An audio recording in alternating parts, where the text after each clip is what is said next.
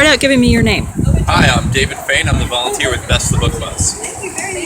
And tell me about what you do here. You travel all over the place handing out I get to books. ride shotgun in this big Mercedes Sprinter as we drive cross country, going into schools and community centers giving away books.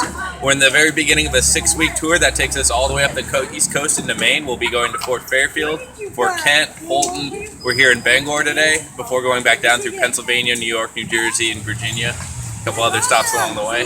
Do you do this year round? We did a 2-month nationwide trip earlier this year that went to 35 states all the way up the West Coast through Montana and Colorado. Throughout the summer and winter, I'm a bike taxi in Orlando, and Jennifer serves the schools full-time in Tampa and Fort Walton Beach. And how did you get involved in doing this?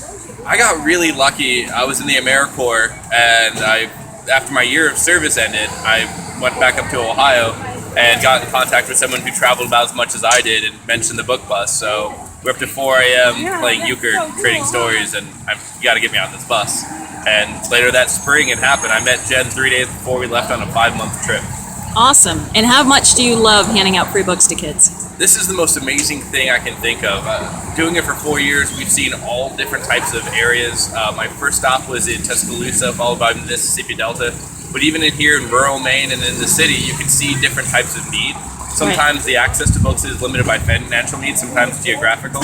We visit libraries that have no budget, so for kids that get the book from us is the first book they have in their home. And we bring a wide selection from the donations we receive from local bookstores like Children's Bookseller in Waterville.